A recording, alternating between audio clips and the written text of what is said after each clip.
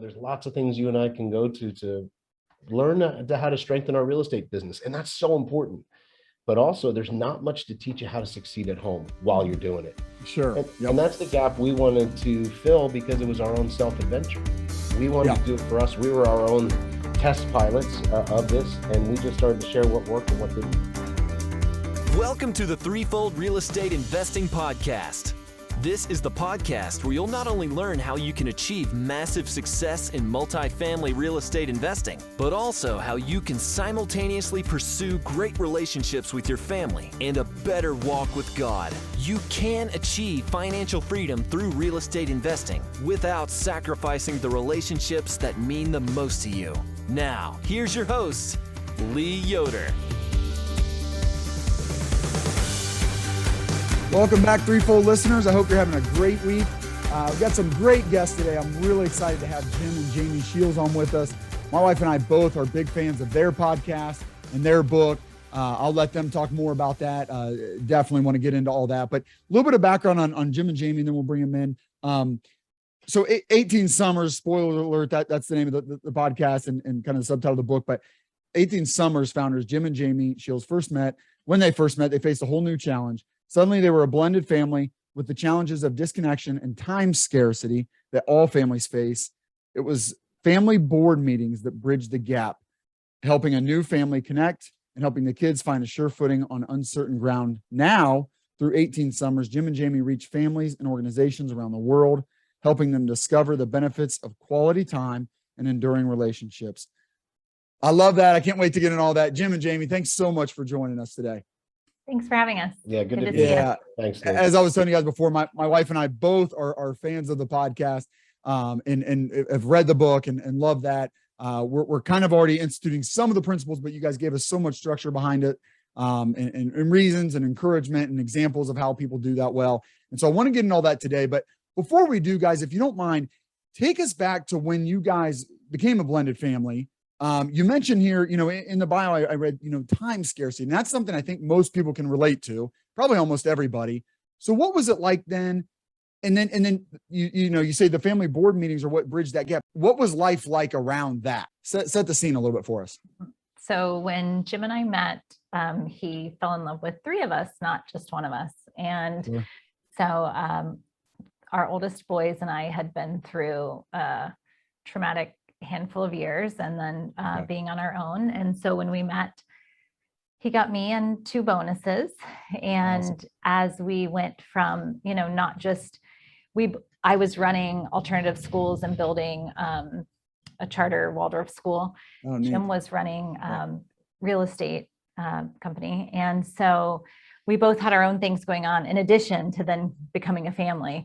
Yep. And in addition to that, he had been approved to donate a kidney to his dad. And, there were so many things going on. And that's what happens to entrepreneurs, right? It's like, there's always more and more that we can do. And because we became entrepreneurs for those freedoms, then we sign up to do more things. And then, life just goes that way. And so that would have been enough if we weren't also becoming a blended family and Jim wanting to get closer to these boys that he, realized, wow, I'm already 5 and 7 years behind in getting to know them and getting to love them and getting to enjoy them and connect with them. And that's really where these strategies came from. The family board meeting was born out of that need for connection. And so it started as, gym days. He gave them coupons and they just evolved from gym days to family board meetings.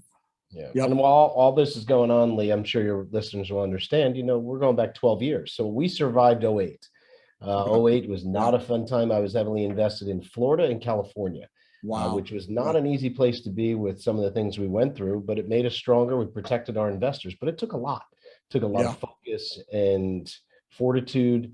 So that was all going on when all of a sudden I stepped in and things were getting better around that time, but we had gone through a major hemorrhaging. And, when you're in a pretty bad car accident, you got wounds to heal. So here I am, getting our real estate business back into prosperity, and an instant family comes along. And we all know you can get wrapped up in the real estate game and your family gets what's left over. I didn't want that to happen. I watched mentors of mine make that mistake. And I wanted to make sure my balance sheet matched my happiness at home. And Jamie and I were really good. When you start to learn about alternative education and Waldorf and Montessori, it was one of the best teachings that I had had. I'm like, damn, I wish I'd learned this when I was a kid. For sure. And, Yeah. and I think that was really important, but these simple rhythms were really important. There's lots of things you and I can go to learn how to strengthen our real estate business. And that's so important. But also there's not much to teach you how to succeed at home while you're doing it. Sure. And that's the gap we wanted to fill because it was our own self-adventure. We wanted to do it for us. We were our own test pilots of this, and we just started to share what worked and what didn't work. Yeah. And I love that. And you mentioned, Jim, you had mentors that didn't do that. And I think that's so important. It's very easy to go and try to find mentors or coaches that'll teach you how to buy apartment buildings or teach you how to do build to rent. But then, if you dig a little deeper and you look, you're like, well, man, I might want to learn that from you, but I don't want to learn how to be a husband or how to be a dad. But that's so much more important. So I love it what you guys are doing, because you guys are really saying, well, actually, we want to focus on that part. We want to focus on being a dad, being a husband, being a wife, being a mom, doing those things, because it is really difficult. And so at the time, Jim, as you're, like you say, you really as far as business, the metaphor of over, coming back from a car accident and you're hemorrhaging and like maybe the bleeding has stopped, but you're still, walking wounded maybe. So you had to have been very busy. Tell me about the mindset behind, okay, I know I'm going to be extremely busy. I know I'm going to be pretty all in with my business here. And I've got it, like you said, it started with gym days. Maybe just a little bit of the genesis of that. Like, man, I know if I don't do this, like, it's just not going to happen. If I don't get it on the schedule, it's not going to happen because I'm just going to get sucked up in the work. Maybe tell me a little bit about the early mindset there. Yeah, the mindset was that, and we talk about this in the book, that which you schedule gets done. You want to get in shape and you schedule going to the gym at a certain time, it gets done. You want to date your wife, we do a whole thing on that, or your spouse. You set a day and time every week, and that it's going to get done. That which we schedule gets done. So what was really clear to me, and it was like an epiphany I had after talking to some people, I think, that got it right. I said, wow, I'm an entrepreneur. I can't change that. I don't want to change that. Right. However, I got to go through my lens of, wow, my family, my wife, these two boys that, soon after, within a year, asked me to adopt them. These are my most important clients. These are my most important investors. These are my most important key team members. Would I ever not, with them on the business side, schedule time with them, have rhythms with them? You always have all these people say, when do you meet with your sales team? Oh, every Monday from 9 to 11. Great. When do you meet? Oh, my CFO every Thursday, 3 to 5. And these are all good things. When do you meet with your wife? Crickets. When do you meet with your children? Wow, what do you mean meet with my children? And I just had this different shift right from the beginning, because I wanted to do it differently. It was like, these are the most important people in my business as well. And that kind of gave me a different viewpoint. And so I started to make sure I scheduled time and made the most of that time. And it was on the calendar. It was like, hey, this is the person that, could you imagine you have one investor who does all your apartment syndications, or 50% of them, you don't set time aside to right. That's how I saw my family, right or wrong. And that helped keep me me in priority. Just saying, like, what gets scheduled gets done. I mean, that's something like, I climbed the corporate ladder for a little bit, and like all my bosses, all my peers, they said stuff like that. And it's so true. And it's really good business practice. But you make a great point. Like, but why wouldn't you do that with your family? Because the same principle holds true. If you don't schedule it with your family, it's not going to get done. And it made me think back again, climbing the corporate ladder, and just sometimes thinking, when my boss and my superiors would say things like, it's about being here. It's, you got to be here. You got to be here in order to move up, and in order kind of like to show that you're committed, you got to be here. And I just remember sometimes thinking like, yeah, but isn't that true with our families too? And I just felt like there was this feeling amongst them that was like, well, here's what's important. Like, we got to be here because the business is so important and our job is so important. And then we'll kind of like get creative with the family, and we'll again, like you were kind of saying, like, you get the leftovers, that they get the leftovers, because all those things hold true for business, but then they don't really hold themselves that same standard for their wife, for their kids, for being at home, is like what gets scheduled gets done, and things like that. So I love that you guys have turned that around and put that back on the family as well. Yeah. And I think Jim, you want to share on this, because I was not as good as what you just said. I was ignorant to this fact. And so, I mean, no, I was just going to reference what you're talking about, leftovers. Jim references, we talked a lot during the pandemic about entrepreneurs kind of like the head of the household feeling as though they had this like immunity from saying I'm sorry, or an immunity from, really appreciating those around us, an immunity for, really having to be aware and be present. And you think, oh, I'm providing this beautiful life for you. I just put a pool in the backyard. You go to private schools, like I'm doing all of this for you, but that's not what your children and your spouse want. I mean, it's wonderful and it's lovely and it's great. And thank you. However, I want you at the end of the day. Your children want you at the end of the, they really want that time and those rhythms in which they know that they can expect to have you just to themselves. Well, I think when you're just married, you can stay pretty busy and get some good time together, but it does seem like kids really change things because of that fact. Like they just need so much more of your time. They're not independent people yet, especially when they're young. And I can just remember different times. I mean, it's still going on. My kids are 6 or just turned 9. So almost 7 and 9. And they'll say stuff along those lines. Like, and you can tell that they don't care about anything I have going on with our real estate business. They could care less that I'm saving up money for their college. I mean, it means nothing to them, right? And they'll, I mean, it just breaks your heart sometimes. And they cut you so deep because they'll, say things like, oh, why are you going to do that? Let's go play, or let's go do this. And you can tell, kids are so good about that. And it also, what you referenced there, Jim, that Jamie, just so much better at this. My wife for sure as well. And it's so helpful to have a partner in this. So, I love that part of it, the date nights. Maybe what's a little bit of your guys' schedule around that?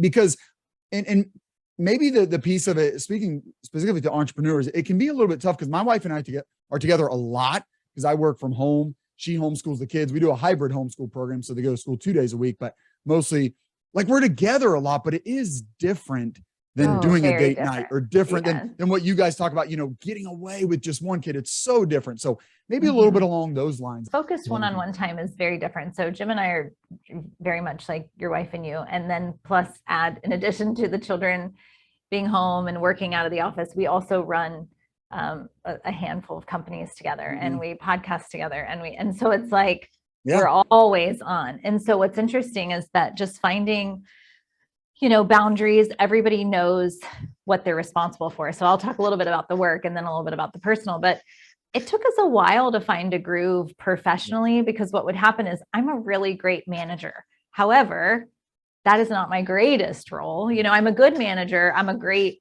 big thinker. Our greatest role together is big thinking and creation, and everything from writing together to podcasting, like that's in steering our ship. That's our greatest good. However, I'm really good at details or management or grammar fixing on an email. And so that would cause problems, because he'd be like, oh, will you check our email, or will you do that? There were little things that would add up, and then I would feel underappreciated. I wouldn't be working in my own genius, even though he's working, and it was just a lot of imbalance. And then, or it could happen on the other side too. We're all home together. So he might be in the middle of something important, and I'm like, I just need to go to the bathroom. Sorry. And I hand him the baby, and then I'm like, bathroom and dishes and calling the pediatrician. And so it's like, the waters can get muddled really easily, and then resentment builds, or an imbalance, and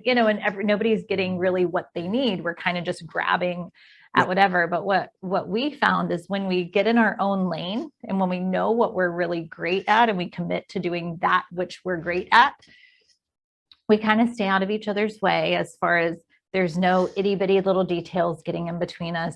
We're really focused on our big work, which is super productive. It's also sexy. Like, it's awesome to work with this man, work in brain time together, and then there might be tension because we're creatively solving problems, but there's no detail tension, if that makes sense. Sure. And then, and two, I know when I show up at work that I still get date night with this man, every Wednesday.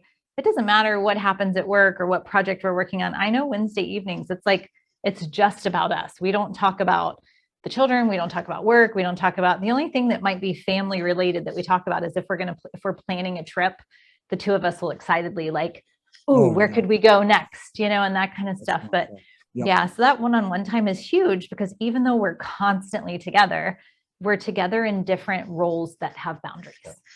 Yeah. And I mess up a lot of things, Lee. I'm a ADD entrepreneur. I'm very clear on that. I'm very honest about that. So It's the only thing you're clear on. So I'm the only things, I'm that's just for kidding. sure. Yeah. I think that, how do I not mess it up then? Well, for anyone out there, date nights every Wednesday, 5:30 to 8:30. Every Wednesday, 5:30 to 8:30. So the babysitter's lined up at that same time. Don't schedule me for a podcast or an investor dinner or a, we're not, we don't have any soccer practice that night or anything. Right. Middle of the week, hump day, we like that. We know what to look forward to. Not a weekend rush for the places we want to go to eat or what we're doing. So it's same bat time, same bat channel every week, week in, week out. It's rare. Even when, we have a 7-month-old up to a 19-year-old now in our house, 5 kids.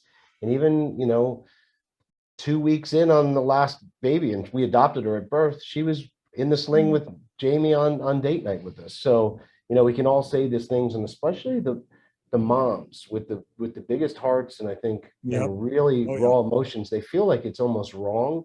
Oh, my 4-year-old needs me. You need to be with your pillar in this relationship, in this family relationship, your husband or your wife. And that will trickle down. That will show a certain honoring of the marriage. I think it's a great example. So just by scheduling it, Lee, that's one of because I know there's a lot of guys out there thinking like I do. They are scattered. They want to do it. And for a while, Jamie's like, you don't want to date me. And it would break my heart because all of a sudden I'd just be run over with details and trying to get this done and close that deal. But when you just carve out that little space and then you do it over and over and over, you begin to rebuild the dike. You begin to go to deeper levels. You begin to have just more there's decompression because you know that's coming. Date night's coming. Yeah. And so you can be a little more patient during the day with your children because you're like, that's all right. I'm out of here at 5 o'clock or whatever it may be, And then the next day you're refreshed because you just got your tank filled. And our children know on date night too. They love to see us dressed up for each other. They love to know, they all truly know that like Dad and I really enjoy and appreciate each other. And I think that in itself sends a huge message. Oh, I think so too. Yeah. So many people, some of our mentors and, just older couples like have just told us, and even my parents, like one of the best gifts you can give your kids is just a strong marriage. And I think that really holds true, especially, you see the opposite of that, a very poor marriage just really affects kids in a negative way.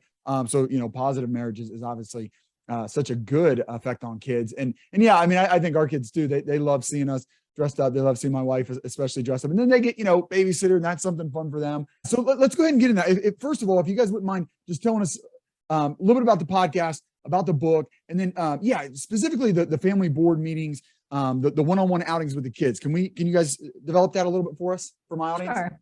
I'll talk about the podcast just a little bit and then I'll let you talk about the book, even though the book came first. So during the pandemic, everything shut down. We brought home our office that we previously mentioned. We shared with Gino. Everything came home. We also took in 2 foster children about a month into the pandemic. Wow. So we had 6 children at the time. 4 of them were under the age of 5.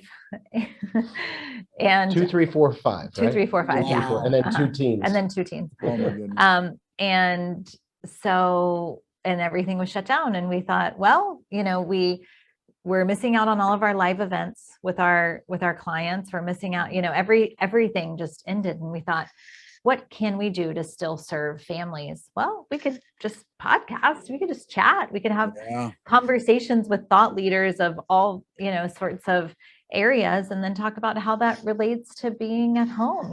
How does someone that's a professional speaking coach, how can they help us teach our children to speak more confidently in life in general, or to share their ideas clearly, such as that. So we have all sorts of, thought leaders on the podcast. The 2 of us get to chat just like we are right now with you. And we always tie it back into how it relates to that family relationship. Oh, it's a great podcast. Yeah. I'll put it in the show notes. And then Jim, maybe a little bit about the book that's behind that, the 18 Summers book. Yeah. The book really came out of that simple rhythm of wanting to share these. They were called Gym Days. Our first Christmas, I just handed out these coupons. Made it up. Jamie and I made it up, and I said, "Well, give them a coupon every 90 days. You guys cash one of these in." I said every quarter. So of course, a 5 and 7-year-old go, what's a quarter?" quarter? You know, Yeah. every 90 days, you're going to hand this in. You get a day with me. My phone's going off. It's just us. You're going to plan the day. I'm going all in. It's just to have fun and just enjoy each other. That's it. No strings attached, no lectures, nothing like that. And man, they just had such an effect. And I started to share these at entrepreneur events and real estate events. So we wrote the book. But we didn't just write the book. We wrote the book like we're like nursing a baby. It's 2 o'clock in the morning. I'm I'm on the floor, like we're a real estate investment group. You were in it. Yeah. And it was a labor of love for sure. Yeah, from a few of the talks I did, it went to #1, and it's very simple. It just talks about 3 principles that really can be used in lots of things, from the relationship with me and Jamie to others. But this one really fell back to the family and our children, and the results we had gotten in the first year of putting these principles very rhythmically to work. And that's what the book was about, and sharing those things about one-to-one principle, intermittent tech fasting, saying the unspoken things, and using experiential education to connect with your kids. It's a game changer. And we didn't think it was going to do much, honestly. And all of a sudden we had people supporting it. It went to #1 in 3 categories. And then we did a new edition, and that did really well. And now we get thousands of families around the world we get contacted by saying, hey, we've been using your strategy. It's really cool. Like, it's like as time goes on, it picks up momentum instead of, waning. It wasn't this big business strategy though. People are like, just do this book. It's important. We're like, okay, it feels right. It is. It's done a lot for us. Actually seems a little crazy and silly, but we're going to do it. And it was, I mean, this is important too. It was so grassroots. Like Jamie said, I think she was nursing our daughter and like figuring out. I finally finished it at like 2 a.m. for the ISBN and the whatever. All the little book stuff. So it was not like this big publisher grabbed our book. Getting wine and dined. Wow. I mean, now we get opportunities like that. But then, I mean, literally it was like $600 budget on the floor. This was very organic. This is very organic. I mean, I'm sure so many reasons you guys have said a lot of it, but why do you think it took off so well? Why do you think it has just hit people so hard or been so impactful for people? I would say, I think that it's relatable. I think that it takes something, it demystifies family life, right? So you can look at from the outside, somebody may be like, wow, this family, they have the podcast and they, split time between a couple of countries, and he's got all these real estate projects going on. Like, wow, that's amazing. But what happens when you look a little deeper, as we talk sometimes, like you look behind the curtain and things look different. And it's like, we live the same life that everybody else lives. Do you know what I mean? Like, we hit up against the exact same struggles that everybody else does. And we're not, some rocket scientists. We literally struggled and then thought, this struggle doesn't have to be this hard. And so we kept trying, and we still do. I mean, our home is our laboratory, and not intentional, not intentionally as like a test subject, but intentionally as how can we do this better? And when we find a way to do it better, a framework or a rhythm or, something that we can consistently deposit and then see results, we're like, we should really share this. And so I think it's relatable. It's short. I mean, we've had so many people tell us, well, we read your book first because it was the shortest one at the event. So if you're at an event and you get 6 it does help. It's like dumb luck. Ours is short and sweet, and it's pretty, easy to understand, easy to apply, easy to see results. And that's what we wanted, because I said that it has to be something that I would continue to work with. And as I always admit, I'm an ADD entrepreneur. And now this is over a decade I've been doing these. And we made it, I tried to simplify as much as possible, because we always try to say to our kids, even sometimes the solution doesn't have to be as complicated as we've made the problem. Just remember that. And I think that was a breath of fresh air. There's not a lot of people speaking as entrepreneurs to entrepreneur parents from that angle. There's a lot of therapists and family psychologists, and that's important. But sometimes it can go over your head, be too philosophical, too long-winded, just not easy to understand. Well, it may not be relatable either. People are like, oh, who are you? Like sitting in your chair telling me what to do when your kids are 40 and you probably mess them up too. Yeah. Well, I'll second it being relatable, guys. I 100% agree. And because, I mean, like you're explaining, you're even in it now, and it is kind of a little bit disappointing or just frustrating. Like, I listen to a lot of podcasts and there'll be guys on and I'm like, oh man, I identify this guy and he's talking about, here's what I do. And I do this with my family. And I do this with my wife. And it is, but now he's kind of made it. Like he's he's a millionaire, like his business is established. So like while he was getting his business going, he wasn't doing any of it. And while he was struggling financially, he wasn't doing any of it. And now he's a millionaire and his business is running itself. And so now he's dating his wife and, trying to regain a relationship with his kids. And it's like, well, that's not where, like, I'm not there, we're just starting the business. Like we're not, we're not financially independent. Like we're building the business to become financially independent. And our kids are young, they're tough. They're at home. We're homeschooling, that's when it's, to me, like a lot tougher. It's a lot tougher to find the time. And that's what you guys wrote the book during that time. And like, frankly, you're still in that time. I mean, you're in the trenches as well, because it is really difficult, especially I think with young kids and with a young business. That's a tough time. It is. And it makes it more, it's even more important in those moments than it is when you've got everything in the bank account. Because, as I expressed to you earlier, if we're always working together on solving, problems in the business, financial things that we're working towards, then we're always in this like problem solving mode, instead of on date night, we're in like celebration, love, intimacy mode. Like that's really important. And if we weren't receiving those deposits from one another, then, I'm less likely to show up fully at work. I'm less likely to show up fully for anything if I'm not filled up with my most important relationship. And so I think, and Jim says, on days, because of course, I mean, we're human. There's, teen rebellion, baby meltdowns, tension between us. And both of us have the same feeling. If the two of us aren't eye to eye and on track, which does happen, our whole day sucks. Like nothing goes right. Like I can't focus. I'm not clear. He's like, I swear everything falls apart on those days.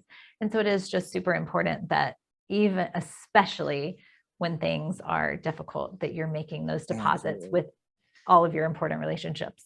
Yeah. Another thing I'll say about the book, guys, and the way you guys talk on the podcast is it's very tangible. Like the way with the family board meeting, I mean, that's a very specific thing you can do. And it's a bite-sized piece. It's not like a huge ask. You're not asking, for hours every week or one day every week. You're talking about every quarter, but it's something specific. It's one thing for people to go on and say, make your wife a priority. Go, okay. Well, like, okay. How do I do that? Or spend time with your kids. Okay. Yeah. I'm going to try to do that. This is, throughout the book, you're laying it out in the way, you've even talked about it, Jim, 5:30, 8:30 every Wednesday. I mean, everybody can decide what day of the week is going to be date night with their wife and get that on the schedule. Maybe, I think you've said this before, maybe it starts out every 2 weeks. Maybe it starts out every month, but get it on the schedule. This is something that you can, get it on the schedule, something you do. And then same thing with the kids, one time a quarter. And again, maybe not to the level of a whole day, but it's 2 hours, it's 4 hours. It's getting away and doing that. Yeah, don't discount small victories. Sure. And entrepreneurs, we have such a habit to do that. Oh yeah, I've done for your group a one apartment building, big deal. It's like, gosh, the guy 5 years ago, imagine if he had done that apartment building you just did now. We don't give ourselves credit. And I think these small victories are huge. Hey, I've kept date night with my wife once a month for the last 8 months. Like, wow. Like, cause there's so many people, we say they're having problems. When's your last date? Oh, I don't know, like 9 months ago. Yeah. You're going, wow. Like, oh, my kids seem separate. Have you ever done a board meeting? No, I read your book. Okay. but have you ever done one? No, I've been wanting to get on the schedule, and saying that's why we just want small victories. Small victories really can start to build the emotional bank account deep in the relationship. You know what? And if you miss a date night, get right back on the horse. It doesn't mean throw the baby out with the bathwater. Oh, I missed it once. I stink. I'm the worst. Forget it. I'm no good. We're done. And that's what we all have this habit of doing. One thing will tell you, I haven't met we've worked with thousands of families now, including our own. There's no perfect family out there. Not one. We haven't met them anyway. It's not about perfection. It's about bridging our imperfections and making the most of the time that we have together. We talk about those times being so important for grounding, like you have these things that you can expect and that you can go back to. And, Jim always says, grow your business and bring your family with you. Like those things do not have to be separate. So often entrepreneurs become entrepreneurs for their families and for freedom. And if you're not enjoying either of those things, then what the heck are you doing this for? Right. And so it is just so important to return to, okay, so why am I doing this? Okay, for my family and for freedom. So go enjoy some freedom with your family. grow So you guys both, have two, you have two older boys now. Are they involved in the business at all, or want nothing to do with it? Or how do you think that's going to go as they get older? Yeah, they sit in. We try to be really open with our kids on business, so they see the good, the bad, and the ugly. So they'll sit in on accounting meetings. They've helped us run some of our family retreats. Oh, cool. They've helped Jamie with some of our rentals or vacation rentals, Yeah. rehabs. So Yeah. there's involvement. We almost try to push our kids away from interest, so we make sure it's real. I don't want them ever trying to please us or just saying, well, that's what they do. But both of them seem to have quite an interest in both the alternative education that we teach to our, our entrepreneur families and the real estate side. The curiosity. They each have their own passions. They have Our their own oldest one is Sure.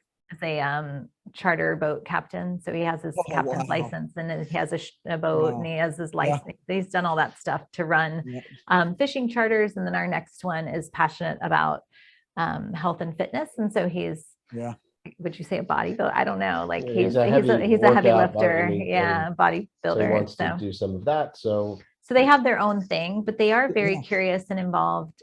But that's cool. And we couldn't pick those for them. Like neither of us are interested in fishing or bodybuilding. We're like, we're good. But we love watching them do these things. And the fact that they've been allowed to rebel against us, or they've been allowed to make choices, or they've had this freedom and this acceptance from us because we're spending this time together, that they know they can just be whatever they want to be. Yeah. Are you guys still doing the family board meetings with them at this age, or what? Does that kind of become less as they get older, or? Yeah, we missed one last year because of rainouts and scheduling, but that's it.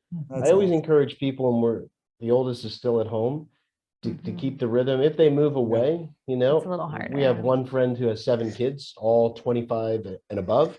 What he does is wherever they are in the world, he flies to them once a year. Yeah. And spends one day a year Yeah. one-on-one with them. And he says it's just impacted the relationship. And so we're still at the stage where we can do it. Everybody's home. Yeah. But once they grow up, I'm going to aim for that. At least if I have one day a year with them one-on-one, my phone's off, deep conversation. I didn't get that with my dad, and he passed away last year, and it's, you wish you had, and it's like, those will be the things that matter. So, so I want to keep that rhythm, but if I have to, we'll probably lessen it as they grow. Yeah. But they'll become even more potent. That's absolutely. Yeah. This has been so good, guys. Like I said, such big fans. I love the stuff you guys are doing, because it's so important. It's so much more important than how we're trying to buy apartment buildings and whatever else is doing. I always like to end the podcast, and I maybe going back to real estate, maybe I'll ask you, Jim, but either one of you, what do you think makes a successful, first I'll say, what do you think makes a successful entrepreneur or successful real estate investor? What's one key ingredient? Being very clear and honest on what you're good at and what you're not good at. Okay. Yeah. And be willing to create team with people who fill in those gaps for them and for you, if that makes sense. Yeah. Love that. Kind of the who, not how. And be clear on that with yourself too. Yeah. I love that. Okay. So then what do you think takes the key ingredient, either of you, both of you, key ingredient for while you're having success or pursuing success as a real estate investor or entrepreneur in general? How do you make sure also that you have success with your wife, with your kids, be a successful, husband, wife, parent? Gosh, there's so many things, right? So we talked a lot about scheduling, that which we schedule gets done. I think that's huge, really building intentional time in. I also think humility plays such a big part in being a spouse or a parent, being humble enough to say, I don't know all the answers. Sometimes I have to reach for answers from someone else. Sometimes I have to ask my husband for forgiveness, or even my children for forgiveness. So and vice versa. Yeah. And I want to always still be learning, even as a spouse and even as a parent. I want to be humble enough to always be learning from them so that I can continue to do a good job. Yeah. I love that. And I don't know if we said, but 18 summers, just the idea that you only have 18 summers with your kids while they're at home. Right. And I remember before I even heard of the book, a friend of mine was just thinking, and his kids turned 9, and he's like, gosh, my wife and I were just saying to ourselves, like, we're halfway done with them being at home. And, it's crazy. And man, and I mentioned you guys, my daughter just turned 9, and It hurts. I mean, I don't like thinking about that at all, but yeah, the best you can do is make it worth it, make every, it's a positive motivation though. That's yes. the good thing. Like, at least, I remember a friend of ours, David Bach, he's been on a bunch of New York Times bestsellers. He's a friend of ours. We've done family retreats with him. He said, remember this. And he was talking about for retirement, but he said, now I see it with family. The years are not all equal. Like that advice of put your head down for the next 5 to 7 years and build your apartment syndication business and get back to your family. That's horrible advice, because the years are not all equal. Yeah. So enjoy it along the way. And at least when you have that positive motivation, it makes you plan more adventures. Yes. Be a little more patient. Set these rhythms, be more present. So I've appreciated the awareness. I can tell you for the now that we have a 19-year-old, and I learned that principle when he was 7, I went all in. I mean, I did things, and looking back, if I didn't have that one thing in my head, I wouldn't have done all the things I did. Right. I just think. Well, and even the 19-year-old, this summer, he goes, oh, I guess this is my last summer. And I was like, it's not your last summer. And he was like, well, it's my 18th summer. He's like, I turned 19 at the end of it. And he was like, I guess it's like my last summer. And I'm like, oh, that's, it's just interesting that he's even thinking of it like, oh, I guess I'm, he's not done. But just statistically, 85% of the time you ever spend with your children is in those first 18 years. So obviously, if you do it right, they keep coming back for more. Currently at this moment, we're podcasting, and not only are our 2 teens here, but 2 of their friends that have become our bonus children, actually 3, 4. We have a lot. Like, we've got 10 kids in the house right now, at least. And it's like, oh, that's because they want to keep coming back for those pieces in which you bring the intentionality. So you can have it all. Yeah. Well, awesome, guys. As we wrap up, I always like to ask my guests, and I'd love to ask you guys this: how might my listeners and I be praying for you in the coming weeks? That's a great question. We're actually working on our next big family wealth project, so we're not really releasing the details on it, but I think we have a book deal, and we want to talk a little bit more about money and real estate, wealth and family. So that's going to be along the lines of it. So that's a big project. I'm sure, exciting and an anxious thing. So we'd be happy to pray for that for you guys. Awesome. No, I appreciate it. And we'll keep you abreast. So appreciate that. Well, good. Again, thanks so much for coming. Everybody, go to 18summers.com. That's 18 and then summers spelled out.com. Get the book, listen to the podcast. It's all such good stuff. Thank you so much for being on, Jim. Thanks, Lee, for having us. Yeah, take care. Thank you for joining us for another great episode. I hope you'll take action on what you've learned today. If you enjoyed today's show, please consider leaving Lee a 5-star rating and review. And check him out on threefoldrei.com. Until next time, 1 Timothy 6:17.